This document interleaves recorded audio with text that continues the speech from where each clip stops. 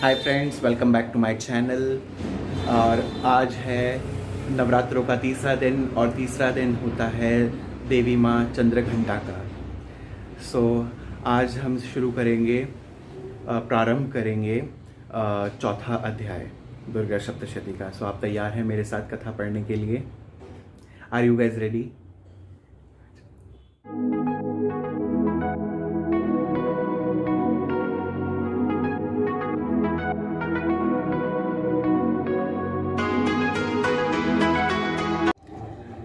ओम नमः शिवाय। बोल सांचे दरबार की जय। जय माता दी। चौथा अध्याय, इंद्रादि देवताओं द्वारा देवी की स्तुति। महर्षि मेधा बोले, देवी ने जब पराक्रमी दानव महिषासुर को मार गिराया और असुरों की सेना को मार दिया, तब इंद्रादि समस्त देवता अपने सर झुकाकर भगवती की स्तुति करने लगे। जिस देवी ने अपनी शक्ति से यह जगत व्याप्त किया है और जो संपूर्ण देवताओं तथा महर्षियों की पूजनीय है, उस अंबिका को हम भक्ति पूर्वक नमस्कार करते हैं। वह हम सबका कल्याण करे। जिस अतुल प्रभाव और बल का वर्णन भगवान विष्णु, शंकर और ब्रह्मा जी भी नहीं कर सके, वही चंडिका देवी इस संपूर्ण जगत का पालन करे और अशुभ भयों का नाश करे। पूर्ण आत्माओं के घेरों में तुम स्वयं लक्ष्मी रूप हो और पापियों के घरों में तुम अलक्ष्मी रूप हो। सतकुल में उत्पन्न होने के लिए जो लज्जा रूप होकर उनके घरों में निवास करती है, हम उस दुर्गा भगवती को नमस्कार करते हैं। हे देवी, जिस विश्व का तुम पालन करती हो, उसको हम नमस्कार करते हैं। हे देवी, हम तुम्हारे अचिंत्य रूप का किस प्रकार वर्णन करें? असुरों के नाश करने वाले तुम्हारे भारी पराक्रम का हम किस प्रकार वर्णन करें? हे देवी, त्रिगुणात्मिका होने पर भी तुम संपूर्ण जगत की उत्पत्ति का कारण हो। हे देवी, भगवान विष्णु, शंकर आदि किसी भी देवता ने तुम्हारा पार नहीं पाया। तुम सबकी आश्रय हो। यह संपूर्ण जगत तुम्हारा ही अंश रूप है, क्योंकि तुम सबकी आदिभूत प्रकृति हो। हे देवी, तुम जिस नाम के उच्चारण से संपूर्ण यज्ञों में सब देवता तृप्ति लाभ करते हैं, वह स्वाहा भी तुम ही हो। इसके अतिरिक्त तुम पितरों की तृप्ति का कारण हो, इसलिए आपको स्वधा कहते हैं। हे देवी, वह विद्या जो मोक्ष की देने वाली है, जो अचिंत्य महान स्वरूपा है और तत्वों के सारे सार को वश में करने वाली, मुनिजन जिनका अभ्यास करते हैं, वह भी तुम ही हो। तुम वाणी रूप हो और दोष रहित रग तथा यजुर्वेदों की एवं उद्गति तथा और सुंदर पदों को पाठ करने वाले सामवेद की आश्रय रूप हो। तुम भगवती हो। इस विश्व की उत्पत्ति एवं पालन के लिए तुम वार्ता के रूप में प्रकट हुई हो और तुम संपूर्ण संसार की पीड़ा हरने वाली हो। हे देवी, जिससे सारे शास्त्रों को जाना जाता है, वे मेधा शक्ति तुम ही हो और दुर्गम भाव सागर को पार करने वाली नौका भी तुम ही हो। लक्ष्मी रूप से विष्णु भगवान के हृदय में निवास करने वाली और भगवान महादेव द्वारा सम्मानित गौरी देवी भी तुम ही हो। मंद मुस्कान वाले निर्मल पूर्ण चंद्र बिंब के समान और उत्तम सुवर्ण की मनोहर कांति के कामनीय तुम्हारे मुख को देखकर भी महिषासुर क्रोध से भर गया। यह बड़े आश्चर्य की बात है। हे देवी, तुम्हारा यही मुख जब क्रोध में भर गया तो उदय काल के सूर्य की भांति लाल और तनी बाहों के कारण विकराल रूप हो गया। उसे देखकर महिषासुर के शीघ्र प्राण नहीं निकल गए। यह बड़े आश्चर्य की बात है। आपके कुपित मुख के दर्शन करने वाला भला कौन ही जीवित रह सकता है? हे देवी, तुम हमारे कल्याण के लिए प्रसन्न हो। आपके प्रसन्न होने से इस जगत का अद्भुत होता है और जब आप क्रोध हो जाती हो तो कितने ही कुलों का सर्वनाश हो जाता है। यह हमने अभी अभी जाना जब तुमने महिषासुर की बहुत बड़ी सेना को देखते ही देखते मार गिराया।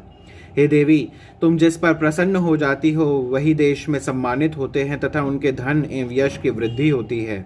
उनका धर्म कभी भी शिथिल नहीं होता और उनके यहाँ अधिक पुत्र पुत्रियां और नौकर होते हैं। हे देवी, तुम्हारी कृपा से ही धर्मात्मा पुरुष प्रतिदिन श्रद्धापूर्वक यज्ञ और धर्मानुकूल आचरण करता है और उसके प्रभाव से स्वर्गलोक में जाता है। तुम तीनों लोकों में मनवांचित फल देने वाली हो। हे माँ दुर्गे, तुम स्मरण करने पर संपूर्ण जीवों के भय नष्ट कर देती हो और स्थिर चित्त वालों के द्वारा चिंतन करने पर उन्हें और अधिक मंगल देती हो। हे दरिद्र दुख नाशिनी देवी, तुम्हारे सिवा हमारा दूसरा कौन है? हे देवी, तुम शत्रुओं को इसलिए मारती हो क्योंकि तुम उनके मारने से दूसरों को सुख मिलता है। वह चाहे नरक में जाने के लिए चिरकाल कल तप करते रहे हों, किंतु तुम्हारे साथ युद्ध करके सीधा स्वर्ग में जाएं, इसलिए उन पर कृपा करके तुम उनका वध करती हो। हे देवी, क्या तुम दृष्टिपात मात्र से समस्त असुरों को भस्म नहीं कर सकती? अवश्य ही कर सकती हो, किंतु तुम शत्रुओं को अपने शस्त्रों के द्वारा इसलिए मारती हो कि तुम्हारे हाथ से मरकर वे स्वर्ग को जाएं। इस तरह से देवी, उन शस्त्रों के प्रति भी उन असुरों के प्रति भी और शत्रुओं के प्रति भी तुम्हारा विचार उत्तम है।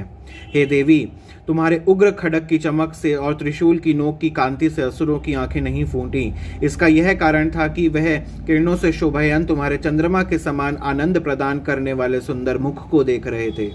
हे देवी, तुम्हारा शील बुरे विचारों को दूर करने वाला है और सबसे अधिक तुम्हारा रूप है, जो ना तो कभी चिंतन में आ सकता है और ना ही जिसके दूसरों से कभी तुलना हो सकती है।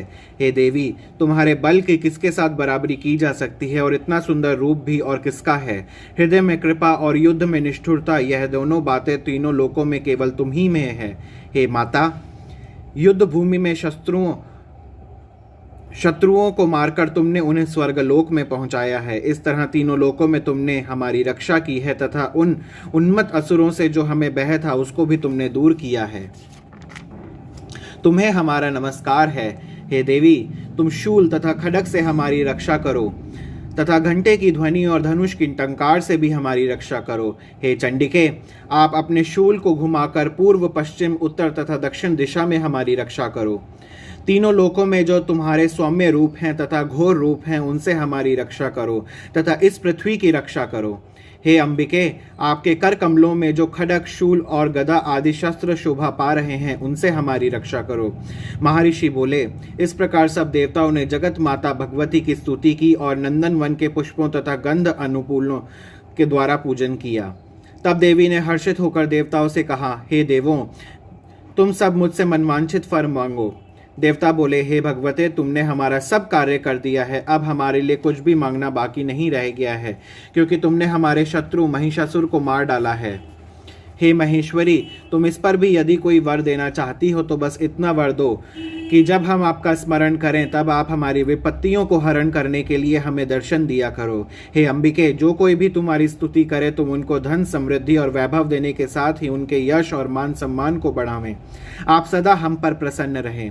महर्षि बोले, हे राजन, जिस प्रकार तीनों लोगों का हित चाहने वाली वह भगवती देवताओं के शरीर से उत्पन्न हुई थी, वह सारा वृतांत मैंने तुम्हें कह दिया है। इसके पश्चात दुष्ट असुरों तथा शुंभ और निशुंभ का वध करने और सब लोगों की रक्षा करने के लिए जिस प्रकार गौरी देवी के शरीर से उत्पन्न हुई थी, वह सारा वृतांत मेरे से सुनो। इति देवताओं की स्तुति नाम चतुर्थ अध्याय समाप्तम। बोल सांचे दरबार की जय। माई मेरी जगदिया जोता वाली माता तेरी सदा ही जय। अपने दर पे बुलावन वाली माता तेरी सदा ही जय। ऊंचे ऊंचे पहाड़ा वाली माता तेरी सदा ही जय।